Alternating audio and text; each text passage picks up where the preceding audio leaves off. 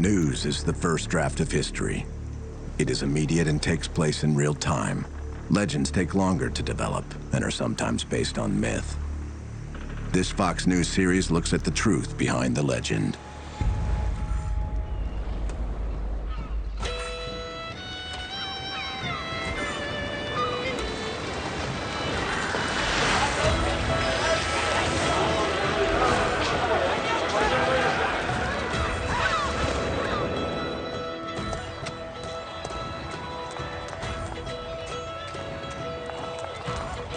Our Liberty boys are gonna give the Tories hell. That's him! The King's Collector himself! Get him! Get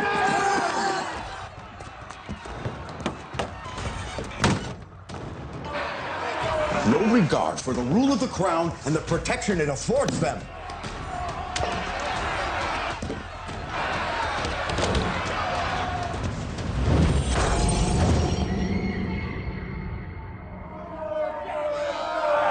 I will blow a lane through this mob.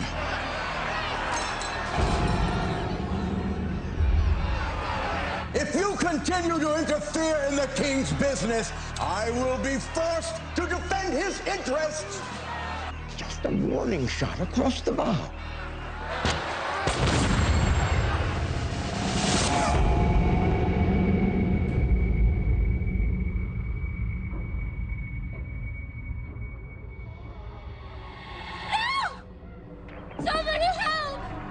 It's one of our Liberty boys. Dr. Warren! Please, somebody help me! Someone get Dr. Warren!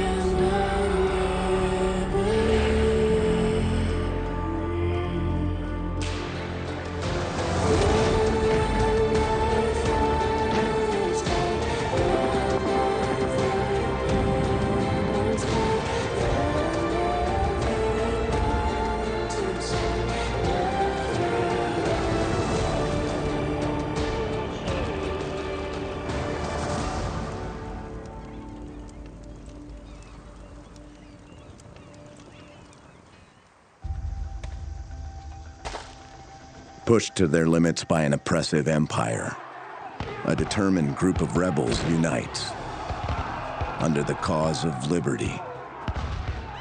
Their quest for freedom will unify a people, ignite a revolution, and forge a new system of government.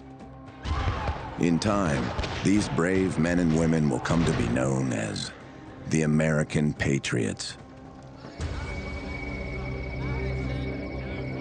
The seminal figure in the struggle is Samuel Adams, an influential colonist who defies a king, organizes a resistance, and in the end, attains the title of a nation's founding father. But behind every title stands a man, and behind every legend lies the truth. The popular image of Samuel Adams is of a beer-swilling rabble-rouser, but that legend doesn't give him the credit he deserves. Long before George Washington leads an army or Thomas Jefferson writes of independence, Sam Adams unites the colonies and takes on the British Empire. Even more than a founding father, Adams is the architect of the Revolution, and it is his fight for the natural rights of men that makes America possible. Gentlemen, I propose that we establish an association for the purpose of resisting these attacks to our rights. Hear, hear. The natural liberty of man is to be free from any superior power on earth. Not be under the will or the legislative authority of man, but only to have the laws of nature for his rule. Along with Hancock and his cousin John, Sam's inner circle includes silversmith and master organizer Paul Revere, and an often overlooked hero, Dr. Joseph Warren. And defending those same rights as British citizens against the tyranny of the crown. By force, if necessary. By force? Is there some patriot army that you're keeping from us, Dr. Warren? Outside in the streets, the city celebrates Guy Fawkes Day. Guy Fawkes Day goes back to when Guy Fawkes planned to blow up the English Parliament and the King in session in Westminster Abbey. The plot was foiled, and every year on the anniversary, it would be a grand celebration in the streets. In Boston, Guy Fawkes Day becomes more than a party. It's the annual manifestation of the anger of an oppressed people. Those with little hope and even less respect from their faraway rulers. Rid the streets of them, boys. Let's open their ruddy noggins.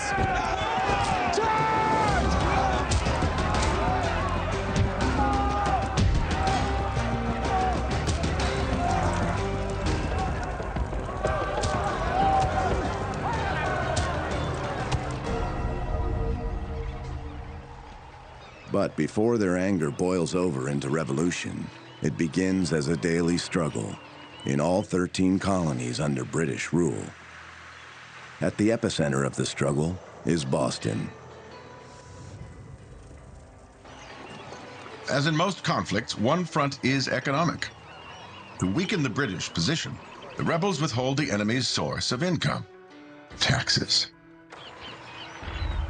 To do this, men like Sam Adams and John Hancock turn to smuggling, sometimes liquor, which means in the eyes of their British rulers, America's patriots are no more than a group of organized criminals. 2 yards here, quite nice. Mr. Hancock. Samuel. John Hancock is the richest man in Boston. He's inherited a very successful merchant house from his uncle. He had a tremendous amount of cash, and that was key for Sam Adams, who was always broke. John, I'm looking for something special. Perhaps something beyond His Majesty's reach. I have just the thing for you, Mr. Adams. A lot of merchants made a lot of money by avoiding the taxation, and John Hancock was a major culprit in this. For my private reserve, I only ask that you put it to good use. We'll use it to celebrate my cousin's wedding. Thank you, John. Rich men like Hancock work together with street-level organizers like Sam Adams. Sam, may I walk with you a piece? Certainly, I'd appreciate the company. You don't require carriage, do you? Not today, Sam. I have an appointment. It isn't far. Besides, I dare make a show of wealth in the streets for fear of that dreadful Hutchinson hunting me down for a king's ransom. Now, you and I both know there are ways around that, John. Hancock and Sam Adams symbolize what we think of as one of the characteristics of the United States. People of different backgrounds coming together for common purpose. The man responsible for enforcing British rule in Massachusetts is Lieutenant Governor Thomas Hutchinson. Seize all the records. Hutchinson was part of this top layer of officials in the colonies that were appointed by the British Crown and were answerable to the Crown and didn't feel that they were answerable to the Americans. All of it now! In spite of high British taxes, the American colonies are flourishing, while England's economy is struggling. The reason that they taxed America was because of the French and Indian War. It so bankrupted the British Treasury that there had to be ways in which they could make up for this lost revenue. And they decided to tax the colonies. Burn them out! Many colonists ignore the taxes, so Britain takes action. You have the right to do this! New tax laws and anti-smuggling searches turn revenue collection into combative encounters. And this includes something called the writs of assistance, which is essentially a warrant where the British can search anyone's property freely.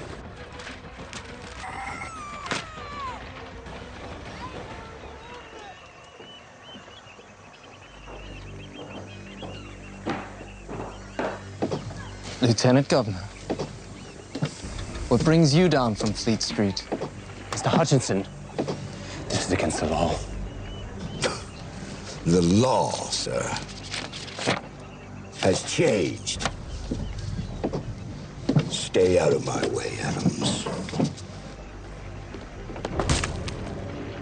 Along with harsh laws allowing search and seizure, England retaliates with the Stamp Act, a broad tax targeting every American colonist. The Stamp Act required that all official correspondence, from newspapers to documentation, even playing cards, had to be produced on paper that bore an official stamp, purchased from a customs agent. Even though it isn't described as a tax, it is of course a tax. And this leads to opposition. I now pronounce you man and wife. You may kiss the bride.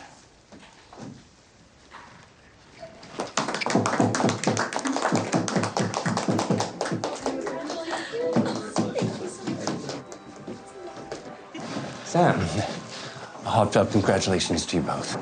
To convince such a lovely woman to wed the likes of you. Thank you, Sam. What is that? Oh, right. Have you heard the new laws? A new tax, what of it?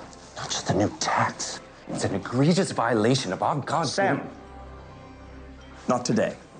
It's my wedding day. Just a moment of your time. John Adams and Samuel Adams were cousins, but there was a difference in the way they lived their lives. John was an up-and-coming lawyer. He's much more the hard-working Puritan than Samuel was. There is no need to protract the inevitable. Find it within your bearing to accept that which you cannot control. Do you wish to run afoul of old Hutchinson? Will you at least read the new laws? Well, I'm quite certain I shall become as agitated as you are, sir. From old Hutchinson himself. It smells like a musty tavern. The Green Dragon? Not exactly. What a grand idea that is.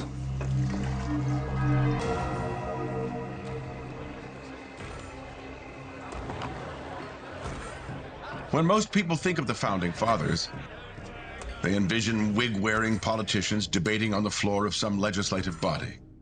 First American patriots did their organizing in a bar, a tavern in Boston called the Green Dragon. It is here that their fight begins, not yet for independence, but for equal treatment as the British citizens they believe they are.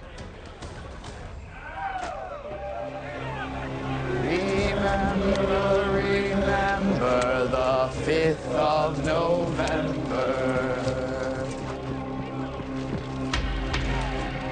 The gunpowder, treason, and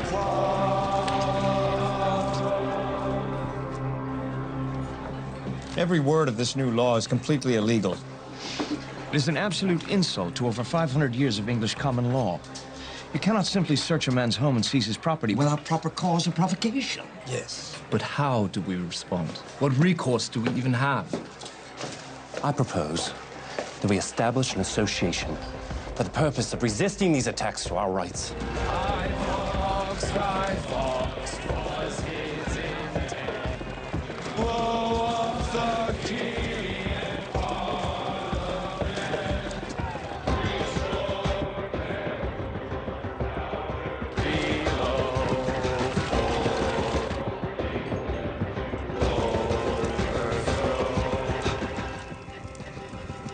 Rid the streets of them, boys!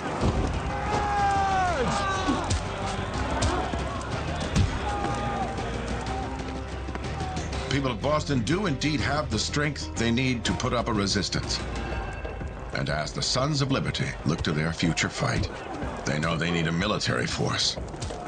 It's no longer a question of if, but a question of when. I think you found your army, Mr. Hancock.